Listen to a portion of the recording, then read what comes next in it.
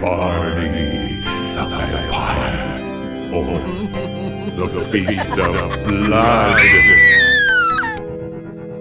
A romance of exciting interest by Thomas Becket Prest and or James Malcolm Rymer.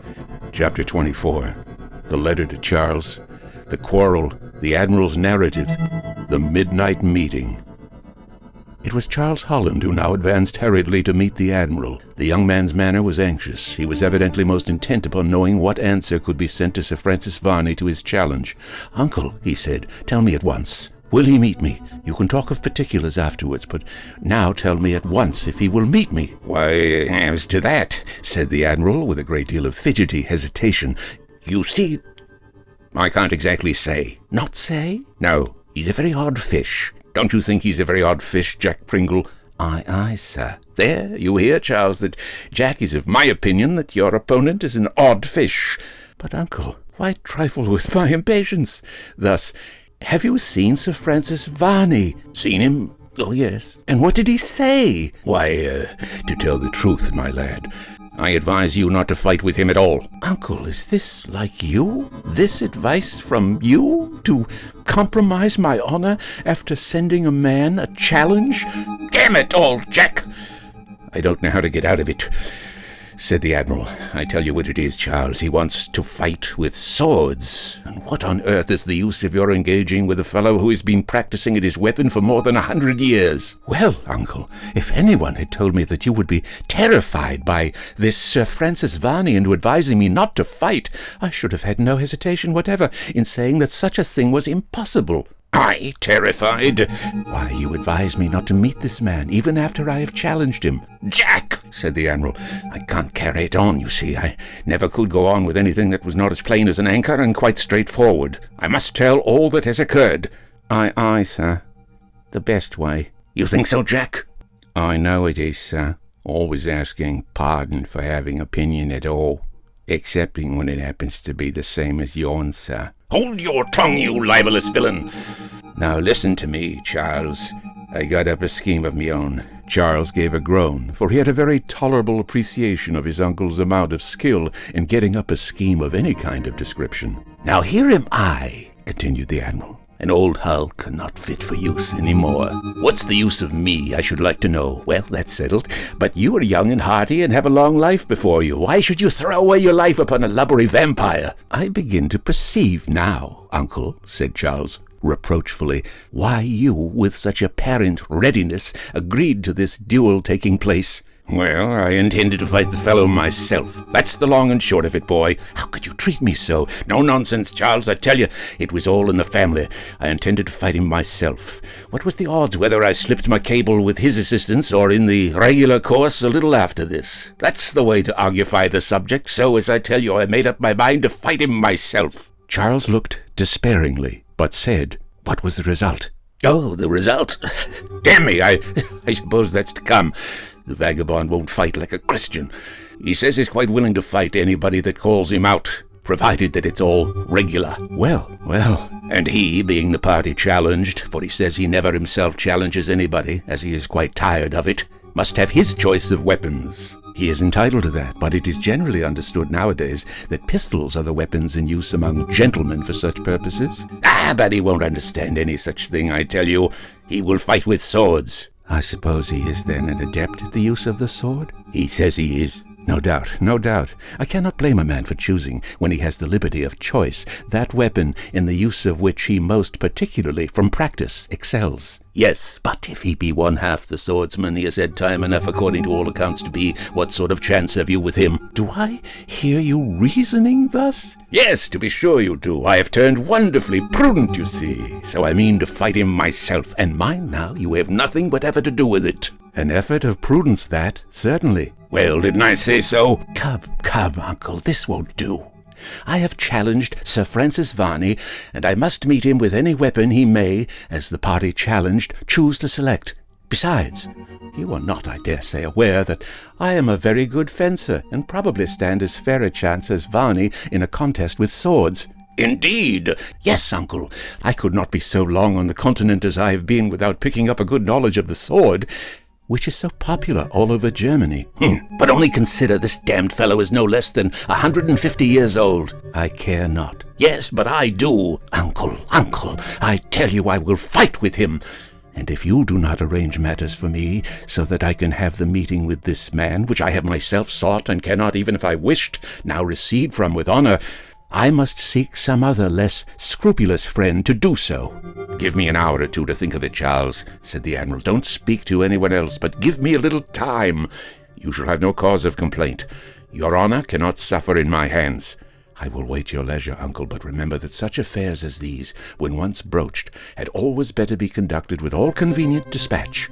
The Admiral walked away, and Charles, who really felt much fretted at the delay which had taken place, returned to the house. He had not been there long when a lad, who had been temporarily hired during the morning by Henry to answer the gate, brought him a note, saying, "A servant, sir, left this for you just now." "For me?"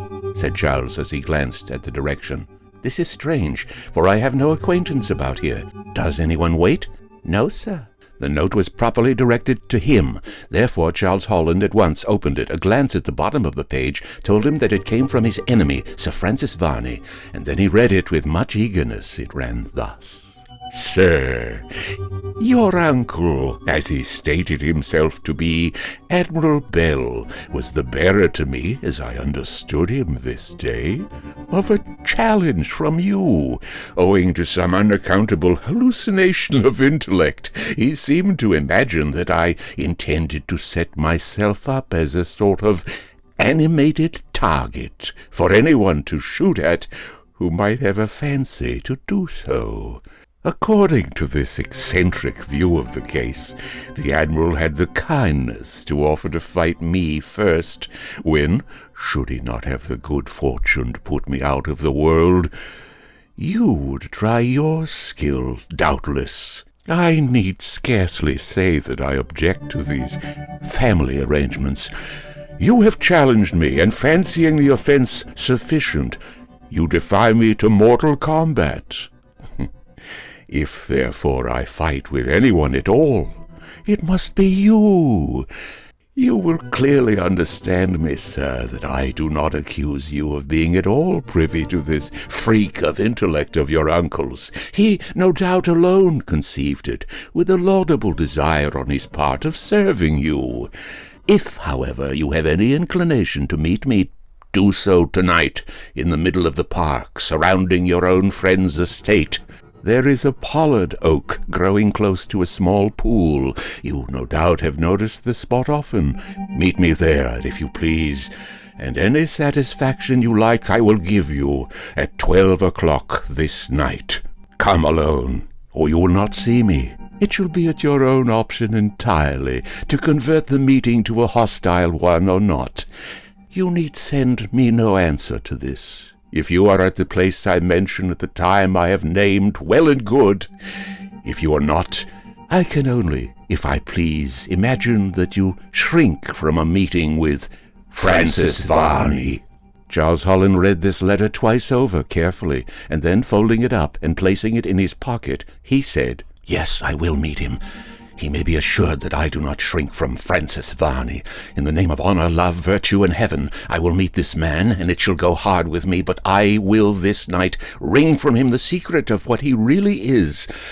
For the sake of her who is so dear to me, for her sake, I will meet this man, or monster, be he what he may." It would have been far more prudent had Charles informed Henry Bannerworth or George of his determination to meet the vampire that evening, but he did not do so. Somehow he fancied it would be some reproach against his courage if he did not go, and go alone, too, for he could not help suspecting that, from the conduct of his uncle, Sir Francis Varney might have got up an opinion inimical to his courage. With all the eager excitement of youth, there was nothing that arrayed itself to his mind in such melancholy and uncomfortable colours as an imputation upon his courage. "I will show this vampire, if he be such," he said, "that I am not afraid to meet him, and alone, too, at his own hour, at midnight, even when, if his preternatural powers be of more avail to him than at any other time, he can attempt, if he dare, to use them. Charles resolved upon going armed, and with the greatest care he loaded his pistols and placed them aside ready for action when the time should come to set out to meet the vampire at the spot in the park which had been particularly alluded to in his letter. This spot was perfectly well known to Charles. Indeed, no one could be a single day at Bannerworth Hall without noticing it, so prominent an object was that pollard oak, standing as it did alone, with the beautiful green sward all around it. Near it was the pool which had been mentioned, which was in reality a fish pond, and some little distance off commenced the thick plantation, among the intricacies of which Sir Francis Varney, or the vampire, had been supposed to disappear after the revivification of his body at the full of the moon. This spot was in view of several of the windows of the house, so that if the night should happen to be a very light one, and any one of the inhabitants of the hall should happen to have the curiosity to look from those particular windows, no doubt the meeting between Charles Holland and the vampire would be seen. This, however, was a contingency which was nothing to Charles, whatever it might be to Sir Francis Varney, and he scarcely at all considered it was worth consideration. He felt more happy and comfortable now that everything seemed to be definitely arranged by which he could come to some sort of explanation with that mysterious being who had so effectually, as yet, succeeded in destroying his peace of mind and his prospects of happiness. "I will this night force him to declare himself," thought Charles. "He shall tell me who and what he really is, and by some means I will endeavor to put an end to those frightful persecutions which Flora has suffered." This was a thought which considerably raised Charles's spirits, and when he sought Flora again, which he now did, she was surprised to see him so much more easy and composed in his mind, which was sufficiently shown by his manner, than he had been but a short time before.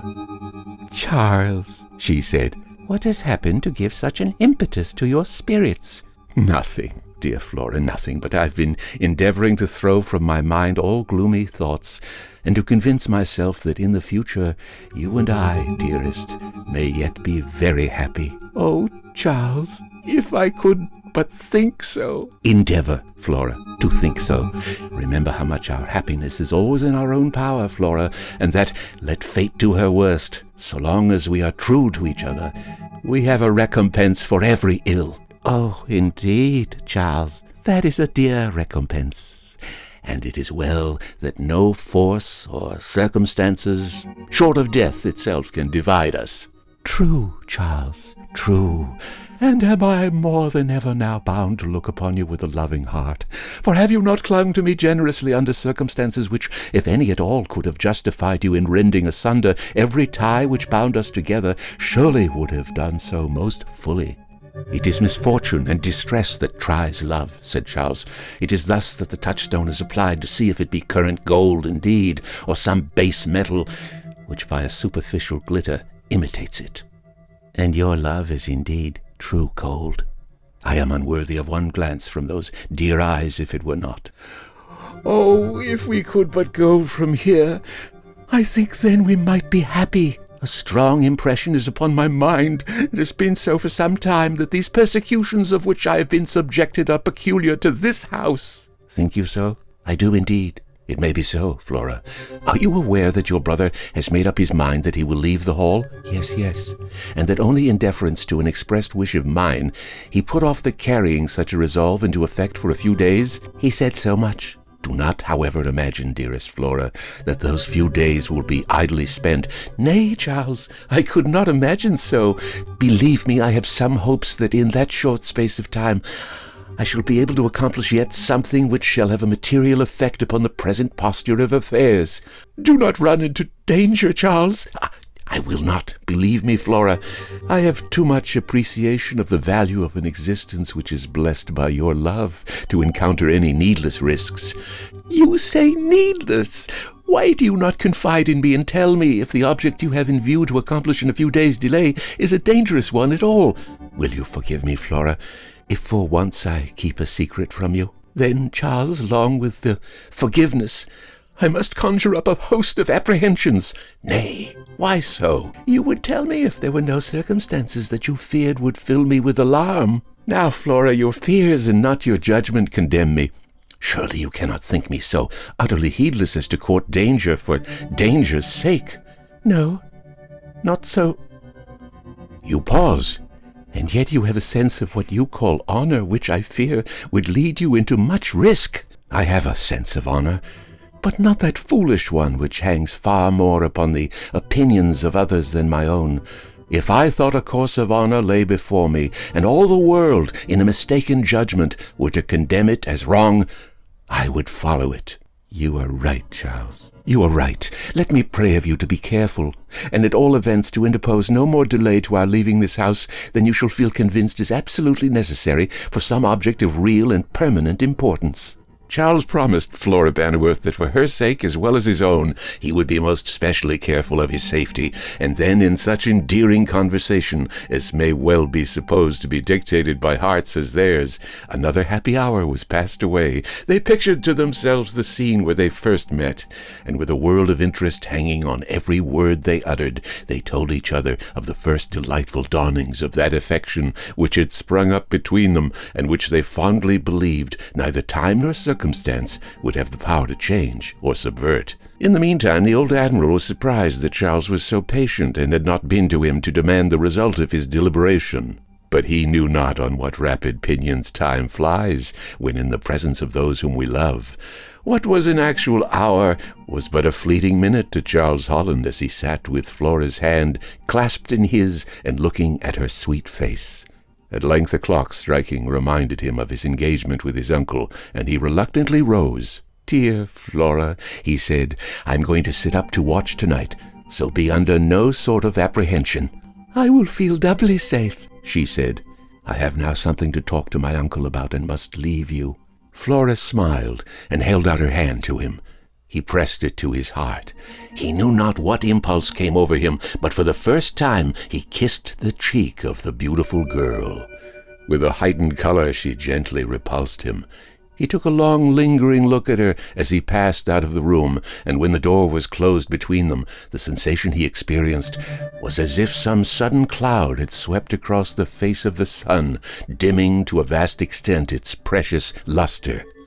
A strange heaviness came across his spirits, which before had been so unaccountably raised. He felt as if the shadow of some coming evil was resting on his soul, as if some momentous calamity was preparing for him, which would almost be enough to drive him to madness and irredeemable despair. "What can this be," he exclaimed, "that thus oppressed me? What feeling is this that seems to tell me I shall never again see Flora Bannerworth?" Unconsciously he uttered these words, which betrayed the nature of his worst forebodings. "Oh, this is weakness!" He then added, "I must fight out against this. It is mere nervousness. I must not endure it. I will not suffer myself thus to become the sport of imagination. Courage. Courage, Charles Holland. There are real evils enough, without your adding to them by those of a disordered fancy. Courage! Courage! Courage! Courage!"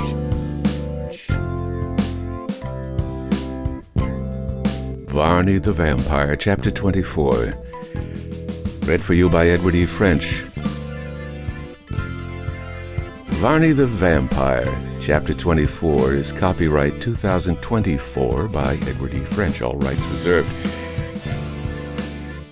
Inquiries should be addressed to email edwardfrench06@hotmail.com. Subscribe to the Fiction Fantastique channel, won't you? That's www.youtube.com/FrenchEdward06. Good night.